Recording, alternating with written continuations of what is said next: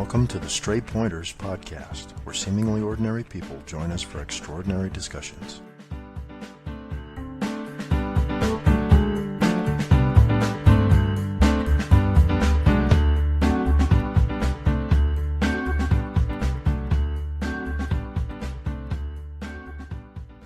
You're listening to episode 7 of the Stray Pointers podcast. This episode of the Stray Pointers podcast was recorded on October 17th, 2023. I'm your host, Jim Lawless. For links to items referenced in the podcast, please see the show notes for this episode at straypointers.com.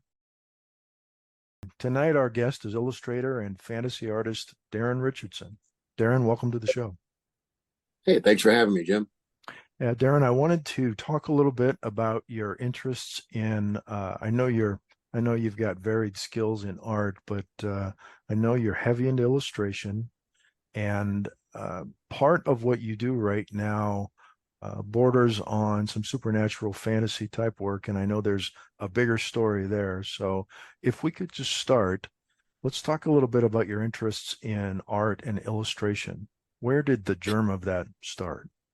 Well, yeah, thanks, Jim, and once again, thanks for having me on. One of the things that I really want to talk about tonight is it's been my personal journey as an artist and how that connects to so many other facets of my life. And I'm hoping by this podcast that other people can kind of recognize trauma within themselves, PTSD, and, learn some coping mechanisms. I started my art journey, and it was back in 5th grade, and I actually wanted to be a musician. I wanted to play the drums. Sure. So in 5th grade, there was a flyer that came out, and I was excited, and I ran home and showed my mom and dad. My dad says, "Oh no, your brothers and sisters did that. They never amounted to anything, so you're not going to do it." I mean, and knowing my dad, it wasn't, that was it. The conversation was over, Good day, sir. Except he didn't talk like that. But Yep. It was pretty much that at that point. So,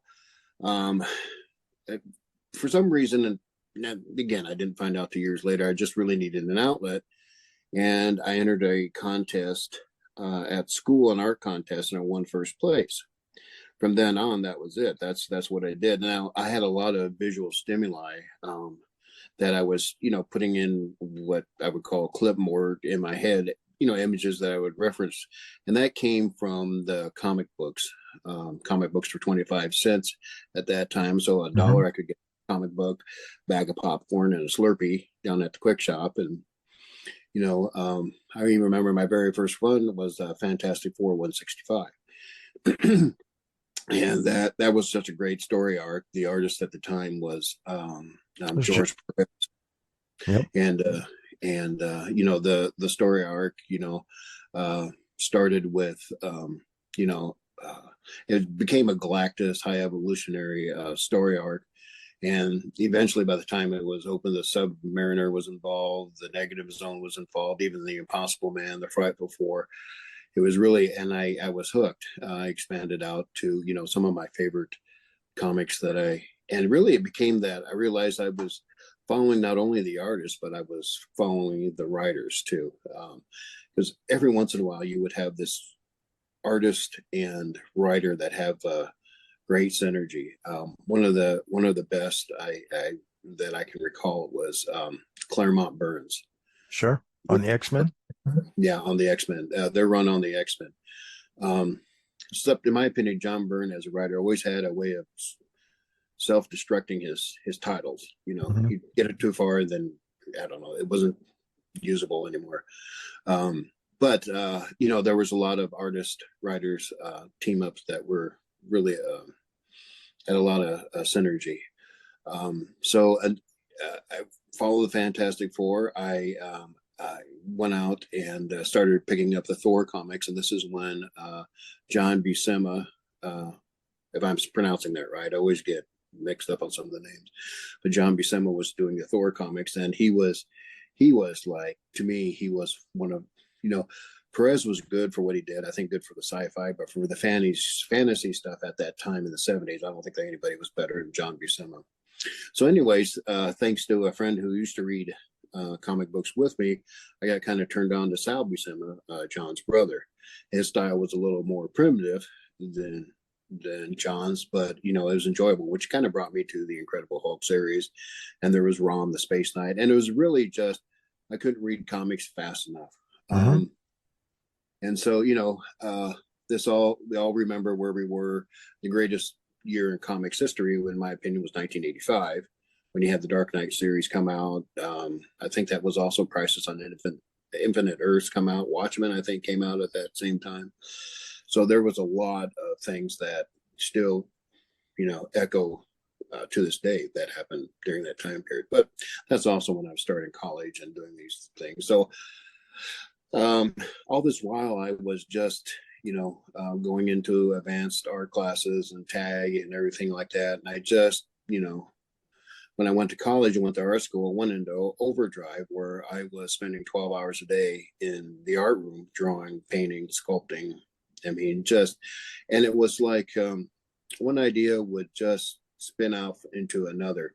It was like, you take a concept and let's tweak it a little bit. Let's tweak it like that. I imagine, when you're doing programming like that, working on programs, you kind of play around with it. Sure. One of the things that I found interesting, there is a documentary, McCartney 123, and if you haven't seen that yet, it's something that you really watch because McCartney and a writer for Rolling Stone are talking about how they kind of came up with some of the musics and some of the things that they did, and Mhm. basically just four dudes just kind of messing around, Mhm. and they said, "Hey, let's try that. Let's and it was just, and I recognize that as a lot of things that I do is like the creative process is very much like that. You start with an idea and it just morphs organically. There was a podcast I was listening to. It was a guy from India who's an artist, and he was talking about intuitive art, and that's kind of what it is. It's just where you trust your instincts as to where a piece is going to go. Mhm. Anyway, so that's I went and I graduated from art, and at that time it was I should have really went into fine arts, but I listened to my dad and brother and decided, well, the money's in the graphics art. Well, it wasn't. Everybody and their brother in the 1980s was a graphic artist, and all of that was soon to be swept away by desktop publisher. Everything that I was doing at that time got kind of swept away from that. So I did what a lot of artists did in the 80s, became a restaurant manager. and and I kind of like that. I did that for the next, well, I've been in business management overall most of my career from the time I was 20 until, well, I'm 57 now. So that, but for the first 30 years, I put art down and I never really did it again. Once it wasn't because necessarily that I was, you know, dissatisfied with not being a graphic artist anymore. I really hated being a graphic artist. But I think the reason was there was an art teacher that I had that I knew and I didn't really like, but he was part of a co-op. And during a discussion, he says, what is art for? What is it good for? If you're not going to make money, why do you do it? What does it matter? And that really hit me to the core. I figured, well, it doesn't matter. So from then on, I buried myself in, uh, business management, and I went from there. Um, in 2019, I was having a lot of problems mentally with depression, and it was really a dark time. And so I went seen a psychiatrist who recommended, some medications for me. She diagnosed me with PTSD, and so I started seeing a therapist to figure out what the PTSD is. And through a bunch of therapy sessions, which I recommend if you're having problems with something. If you break your leg, you go to a doctor. If you're having mental health issues, you go get help. Okay, Mhm. and you follow doctor's orders. Okay, and I still talk to my psychiatrist. About every 3 months, and I see my therapist probably monthly. through the winter months. During the darker months when things slow down and I have time to think about things, I need a little help. Mm-hmm.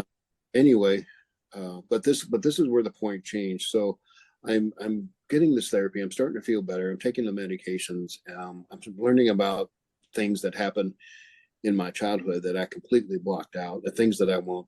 They're just too graphic for this podcast, I believe. Mm-hmm. But these things that were coming out, something weird started to happen. I grabbed my iPad, downloaded a Procreate, and I was back. The artist was back, and I was learning how to use digital art. I was loving it. I was finding out what other artists were doing. I even had a art show in Omaha back in 2019. Didn't Mm-hmm. sell anything, but it was a great experience. There was an opening, and we had, the wine and the booze and the crackers, and everything. It was in a small gallery up in Benson in Omaha, Nebraska. Mm-hmm. Anyway, so the question came, well, why now? I mean, to this day, I still probably draw and create 3 to 4 hours a night. And so, I at the beginning tried to do it for money. That didn't work out. And when I did things for free for people, that worked out a little bit better. So then the whole mystery was, why now? Why 30 years later? Why is it that the art is better when I give it away instead of trying to sell it? And people don't believe that. I've done things for free for people. Most recently, I designed a board game for a friend of mine in Kansas City, and she wanted to pay me for it. And I said, don't, because it wrecks it. And Sure. and you say, sure. So you must understand Yeah, what I'm absolutely. getting. Okay. So, what I found out is, and it kind of explains the content too, is that when I was a kid, and to start talking about, when I had to have an outlet way back when, that was in a direct response to the trauma, to what I was experiencing as a child. And the art was my way of coping with that. Not exactly sure how it works, although my psychiatrist explained it to him many times.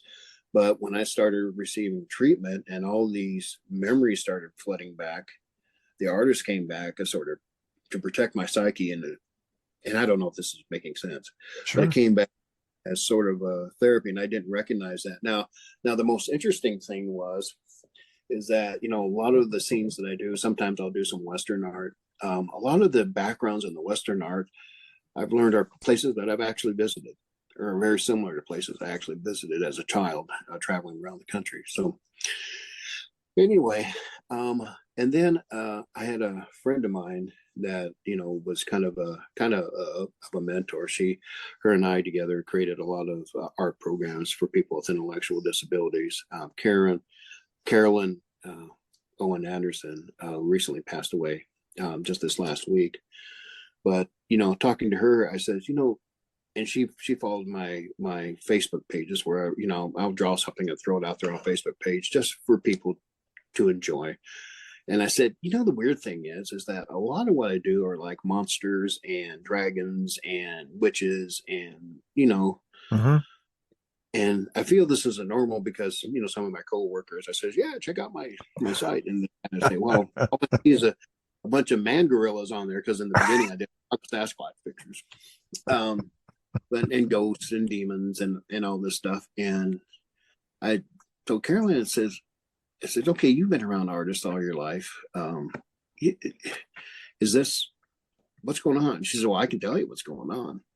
These are the monsters that still exist in your head. These are the negative feelings. These are the scary things. One of my abusers, when I was a very young child, about 4 years old, and I have a clear memory of this. One of the ways that they would get me to do the things that they wanted me to do was tell me that if I didn't, the monsters were going to get me. So, and that, when she said that, I went right back to that moment, and I remember that. And I thought, okay, there's a couple things going on here. That art for me is a way of dealing with PTSD. Mm-hmm. The second thing is that that's what it's for. When I try to do it for money, I think one of the reasons I've never been successful is because it corrupts the intent and it affects the art. Um, you know, Jim, you're a musician, and when you're doing something creative, your music, it doesn't sound the same on a day when you're, having problems, on a bad day as it does on a good day. Hmm. Sometimes sometimes you can really get into, and I don't know what musicians call it, but get into a certain groove and you're hitting your stride, Yep. and that some days you just probably want to throw your Yep. trumpet out the window. In every discipline, I believe that's known as the zone, getting into the zone. Yeah, zone. Yeah, and that's what it was. And these, monsters and fantasies were, and the Bigfoot stuff is where my zone is. Yeah, that's really interesting because in one of your other Facebook pages, you refer to hunting monsters, and I had thought of it in a completely different context, but you are using art to hunt down those monsters that Yeah, have been living in your head and getting them out of there. That's yeah, amazing. yeah. And I kind of want, one of the reasons when you contacted me and asked me to be part of your wonderful podcast, one of the things that I was really excited and intrigued by is other people have monsters Sure. too. In some cases, they're literal monsters, and we'll talk about that in a second if time permits. But sometimes, and I think that I would like to use this to help other people hunt their monsters. And how would you go about doing that? Well, I'll give you an example. So, I was doing the Bigfoot stuff, and I was not only, I found with Facebook very quickly that if you post your art on other people's groups and stuff, then other people, there was this, and we'll talk about maybe Iowa football Oh yeah, illustration that yeah. Mhm. that got over Yeah, you 400,000. yeah, Yeah, you did a right after Hayden Fry passed, yeah, you did this beautiful illustration of Hayden Fry reaching down from the heavens, yeah, greeting his fans, and I think that was just an incredible thing. So yeah. was there negative feedback to that? No, I was after I did that illustration, and it got kind of scary because Jim, I'm sorry about that. You've probably been in a situation where something takes off unexpectedly, you Hmm. know, Yep. and this was approaching 500,000 likes and shares and everything like that. And I was getting contacted by ex Iowa football players. Can I get a print of this? And the people were asking me for prints. Hmm. And so um, a friend of um, the university's marketing director contacted me and says, "Are you the artist that created this?" And I thought, okay, here we go. Because I was just doing it for, just again to help people deal with, Sure. you know, it was just I just wanted people to enjoy it. So I said, yeah. I said, well, what are you, doing with this? I said, hey, Coach Fry passed away, and like many fans, I was, impacted by it, and this is my way of dealing with it and helping others deal with it. And he says, I notice you're not trying to do anything like to sell it or anything. He says, no, I don't want to sell it. Because for one, I don't think that would be right to the Fry family. Hmm. And he says, well, it's a good thing you didn't, because, the image that I used was an image from the Children's Hospital, which is behind Kinnick Stadium. Okay. And that all those images are copyrighted.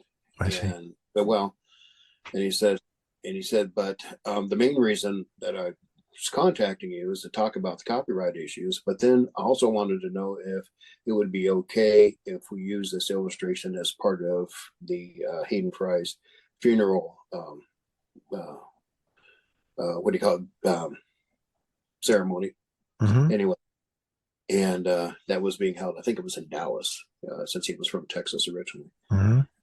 Um, So I said, yeah, sure, sure. And actually, one of the players that had contacted me previously, who was invited to the funeral, sent me a shot of the big. It was in like a big stadium, and there was the illustration blown up for everybody to see, Hmm. and that was very moving for me. Um, but one of the things, and I still got the letter, and actually, I spent probably the next 2 hours on the phone with the director of the university marketing, and I'm sure I'm not getting his title right, but and he was telling me about because he was a friend of Coach Fry's, and he was telling me about some of the stories, and you talk about a character, if half of what they say about him is true. But anyway, it's kind of my Forrest Gump moment, how the little Sure. feather boy, and you never know where So you're going to end. so then what happened after that? You got 500,000 views, Yeah. you got Yeah. the Well, Fry really, family contacting you? yeah. So I wrote a letter, saying that, I rescind any rights that I have, and I don't think I had any, but it was a request of the director, and I sent it, and I released the image to the Fry family and the University of Iowa. And I asked him, "Are you going to do anything with it?" He says, "No, we don't like to market images off the children's hospital. We don't like, Sure. it's against our policy. But I will tell the Fry family and stuff." And I actually sent them a high definition image, and I've got the only one, Hmm. on hard drive that they can use if they want to make prints or whatever. And I don't know Sure. if they ever, just for their family use. Sure. Um, anyway, so yeah, that was a moment. But even in that instance, helping people deal with trauma. Well, Uh, did that kind of a boost, 500,000 people clamoring for your work, did that impact the direction that your art was taking at the time? yeah, it was. I always kind of just want to put it out there, and I learned, one of the things that I learned through that whole session is, you remember I talked about that art teacher person that I was having, to have the Mhm. co-op, Yep. and he said, well, what's your art for? And the answer came very simply. It says, the art is exactly what you said, Jim, to hunt the monsters and to help other people hunt their monsters. That's what it's for. People like it, they like it. If they don't, they don't. If they understand it, great. If they don't, well, that could be great too, but I just want to throw it out there. And every once in a while I'll have, hey, can I have this? I said, yeah. And they say, well, how do you make a print? Or I says, here's what you do. You take the image, download it, go online to Walgreens, Hmm. everything's 11 by 14. Hmm. You print them up, and then you have that, and you can double that to any size you want. FedEx is another good. I mean, they're not going to be gilt cleat prints, Hmm. but at the same time, it's basically a poster. You can put it in a frame if you want, but Sure. yeah, you can use any of them. And a friend of ours reached out, and she wanted to pay. She finally got me to sit down and have a good conversation with her about a book that she's written. Again, it's about I think it's about her childhood trauma, which I won't speak for her too much, other than we worked together, and I was able to design a book cover for her. Oh, good. I think she's gonna self-publish, I believe.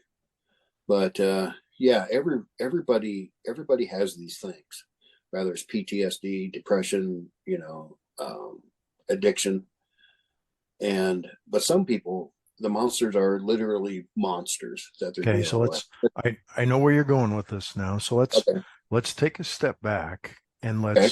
there's a point at which your art crosses over from being elements of fantasy really Yeah. into more illustrative of supernatural experiences. So let's take a step back in the day when you were absorbing comic books and television Mhm. and whatnot. When did your interest in supernatural stories begin? Oh, that's a great. There's two moments of that I can point to. One is my father and I were in a theater in Missouri Valley, Iowa. Now, the reason we were in a theater in Missouri Valley, Iowa, which is a small town outside of the Omaha area, is because that's where my grandmother lived, and my mom was up visiting her mother, my grandmother. So Dad quickly grew bored of that, as he often did. Say, "Hey, let's go see a movie." And I thought, great. So there was this movie that came out in the '70s about monsters. I don't know the exact title, but anybody who's a Bigfoot enthusiast knows exactly the movie I'm talking about. Not Mm-hmm. Boggy Creek, but the other one, the more documentary one. Mm-hmm. There was this scene, and it was where people were sitting on the couch, and I did an illustration based on this, and there was this big shape walking back and forth. Of course, it was a Bigfoot kind of a thing, but you didn't really know what it was at the time. And all of a sudden, this giant hairy arm comes crashing through the window, and the people scream. I would not sit on my parents' couch at night after I saw those commercials for that film. Oh yeah, okay, you know what I'm talking I about. know Yeah, exactly what you're talking about because his big arm just comes busting through the living room window, right, grabbing for people. I know the right, movie you're talking about. right. And so the Bigfoot thing became an interest to me. And then the other thing is that my dad, who's and his family are from Oklahoma, Missouri. They were transient farmers Mhm. back in the 30s and stuff, but they were all very much the evangelical church. And these people were almost mystical in some of their beliefs. They believed demons were real. They believed ghosts were real. And so you grow up around all these stories, what people said that they seen and what they felt, and Mhm. all these things. I had an aunt that would use like a what she called black candles, and I really don't know much about the occult or the mysticism side of things. Um, but I've read some books where in the 1800s, late 1800s, mid 1800s, and into the early 20th century, in these rural areas, there was a deep vein of occultism that was coming over, with Europe, and it was always been there all along, with the Germans and the Scottish immigrants, especially, but with the Irish. And so there was, these things that they would go to church and then do these other things, these spells and things, and they didn't see that as a conflict because they realized that that this was just they didn't realize it was sacrilegious, I guess. I remember my grandmother, my mom's mom, who was German, and she would take salt and put it the on the floor, the doorways, the entryways. She would put like salt around all of them to keep out the evil spirits. And it was just some of these things that you see grandma doing that all the time. You don't think it's anything. You think everybody does it. Right. But yeah, anyway, and that always interests me with some of these things. And then you see something that you can't quite explain, and I like to think that there's an explanation for a lot of these things. Even the majority of the Bigfoot sightings, I think, are can be explained away. I've been in the woods a lot growing up, and there's all kinds of tree stumps and big rotted pieces of plants and vegetation and banks, and there are all kinds of animals making all sorts of noises out in the woods at Mhm. night. But every once in a while, you stumble across something that, boy, that just doesn't fit. And if there's one thing that doesn't fit, then some of this has to be real, has to be true. Anyway, the second thing, other than that movie, coming back to your point, was there was books in the library. After I seen the movie, I went to the library at school, and there was just wonderful books about monsters, and some of the monsters were really far out, and some of them, but I just couldn't get enough about reading about monsters. Now, what And what what kind of monster are we talking? just Cryptozoological yeah, things? a lot of it was that's what I really liked. The mythical animals or these Okay. unidentified species that people see that are out there. Um, but it's also, I kind of was interested in the ghosts and haunted places. Um, it's not my biggest area of interest, um, but yeah, I think that two things with the cryptozoological stuff and the I'm gonna call woo, the more supernatural, paranormal kind of things. Hmm. I think what you can't ignore is that people are reporting these things. Now, rather they're seeing what they think they're seeing. Some of them are hoaxes, or sure, but there is enough of people saying this. And I think as a society, we have to ask ourselves why. Are these things really there? Which could be one option. Or what we know is that there's enough people reporting these things that there has to be a reason for that. For every behavior, there's a reason. I mean, psychology teaches us that. So what is going on here? And then you start listening on these podcasts, and I still listen to them today, and you start hearing the fear and you start hearing the trauma that these people have. That you have hunters that won't go in the woods again. You have, well, like you said, you have little boys that won't sit on their parents' couch anymore. Hmm. Hmm. These things that happen to people, you can't ignore okay, you can say, okay, Bigfoot, ghosts, they aren't real, but you can't ignore the way people act after the incident that they report. Their behaviors will change. They will, but even after life experiences, a lot of people, you read scientific research about that, and a lot of the people change their whole personalities after they go through that, So that what's the event. cure? I couple things, and this is kind of what I wanted to maybe do, and hopefully, if I can get invited back to your podcast, what I'd like to do is help, as you kind of said, help other people hunt their monsters. Mm-hmm. Um, there's a couple cases I want to talk about if we have time that kind of Sure. illustrates. Sure. The first one is so doing all these illustrations of the Bigfoot and the paranormal and the fantasy and all that kind of stuff. I was contacted by a gentleman from Oregon, and he said, one of the pictures that you drew was very close to something I had seen, and actually it's going to be three stories, but and I said okay, and he says I was out in the desert, and somewhere in Nevada, it doesn't matter, and he seen what he thought was a skinwalker, and so I said, well, you mind if give me a call? Here's my number, so he called me, and we talked through that. And I said, let me, I kind of want to do some illustrations for you. Is that all right? And so he described what he saw, and it was basically a black, like a shadow person, but the thing that was different is that the proportions of the shadow person was off from the humans. It's like how a human has proportions from the shoulder to the elbow, then the elbow to the wrist. Well, Mm-hmm. these were a little bit off, and so after a couple of sessions, and he kind of described to me what the terrain and what it was, I I came up with the illustration that he claimed was exactly right, that what it Mm-hmm. was. And what couple things happened. One, it kind of helped him see and have a reference for what he's seen. So he kind of felt that he really wasn't going crazy, that he could actually see that. And then it also helped me understand what it was that he saw. And to me, it helped me, whether I believed him or not, it helped me believe him because what I drew was plausible. I mean, Mm-hmm. I think, I, I think that, something like that could exist in our ecosystem. Does it? I don't know, but it looked like it could. And so there's a couple of different ways I wanted to help people out of that.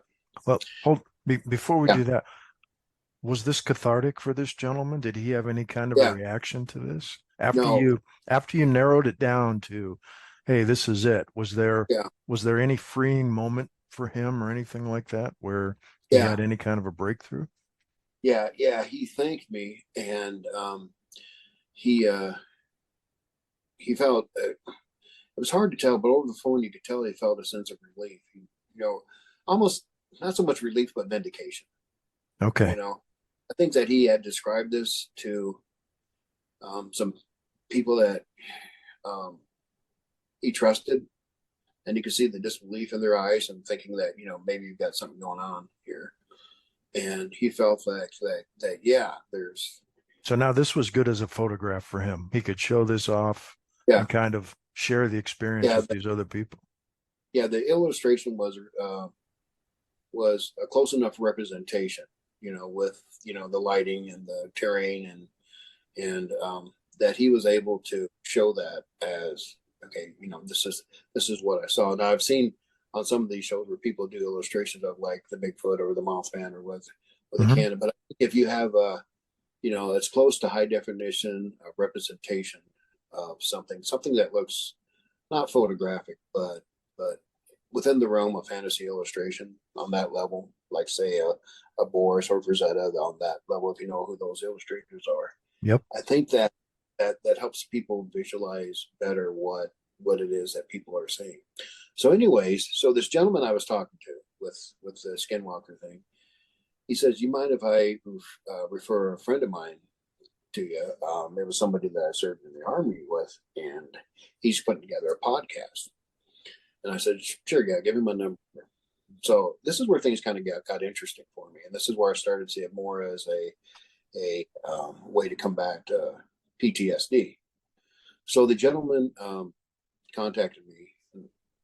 He was also from Oregon, and he was a vet. He served in overseas over in Iraq, and he said that there were a lot of vets that were having mental health issues. And I thought to myself, well, yeah, you read about that all the time, where they have a hard time dealing with stuff, and they, suicide rates among our veterans, and Mm-hmm. are on the increase and everything. I'm not in any way connecting with what I'm about to say to uh, suicide rates. Suicide happens for a variety of reasons, and I really don't think it's because of this. But what we're talking about is trauma, and what people perceive is the cause of their trauma.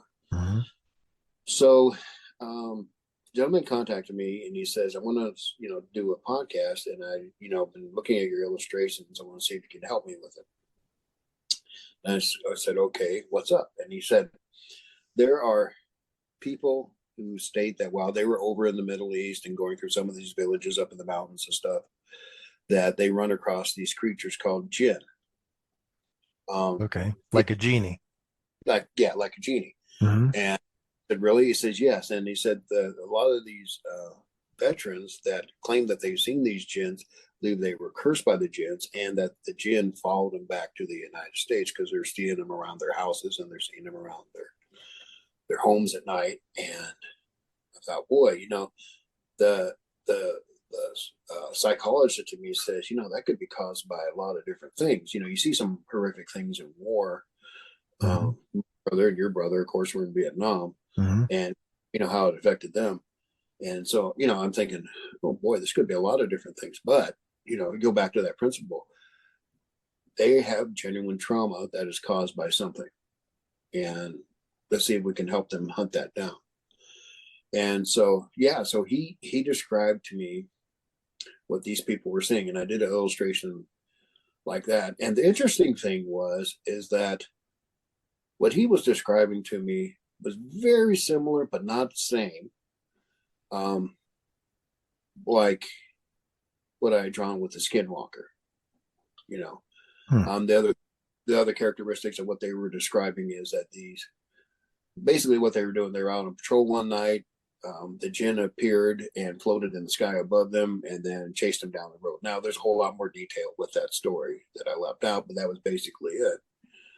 And so, but they looked a whole lot, like I said, they were a black shape, thinner than a human. But again, the proportions were just a little bit off from a human's. Well, in this case, quite a bit off. And there were three of them, and they had this almost. They were black, but kind of a wispy, smoky kind of a texture. Okay. But anyway, then, and this is what some of these vets, and he says he's actually starting. He was doing a podcast, but he's also doing this. He was doing the group therapy session. Sorry, forgetting my words. Mm-hmm. They were doing a group therapy session for these veterans, which kind of told me, well, wow, there's enough of these veterans coming back with these claims. And I had never heard anything about this on any of my, supernatural blogs or anything, podcasts that I listened to. So again, something was going on there. So from that point, and that was a couple of years ago.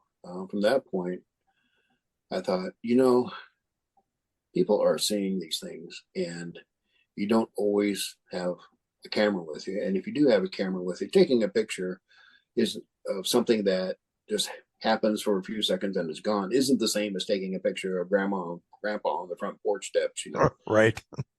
Yeah, I mean, Tell the gin to say cheese, right? yeah, that's it. Yeah, and hold still and everything. Let me get the right, lighting and everything. So, but I think with an illustration, I think not only can you bring some representation of what it actually looked like, but I think you can also bring some representation of the horror and the trauma Mm-hmm. that it's experiencing in the moment. So, So, what I'd like to do is maybe come back on your podcast every once in a while and see if I can have some people, describe something to me. I can pick something that, I think would be particularly helpful to an individual, mm-hmm. on need, create an illustration, get their permission talk about what they saw, and then to somehow link the illustration to your podcast so your podcast listeners can take a look at it. Both I of think them. that, yeah, yes, both of them, all three of us. It's never the same two people either, oddly enough. Right, but I think, and I don't know how you find time to do a podcast, but you've always been better at doing anything you wanted to do.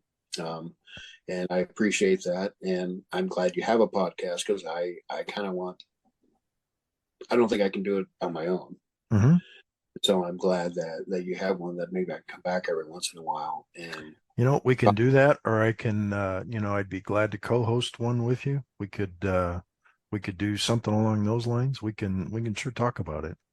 yeah, yeah, yeah. I think it's worth, and I think just coming on with well, let's call them a case of high strangeness, Mm-hmm. and showing the illustration or illustrations based on what the people describe. Sure. And once this is what they actually saw, then you can share that. My hope is that other people will recognize that, yes, I saw the same thing too, and then we'll talk about, well, what is that telling us? Yep. If multiple people have seen this. Anyway, that's what I hope you can help me with. Sure. Let's try that. Well, Daryn, I appreciate your time tonight. We'll definitely Yeah, have you back on the show more than once.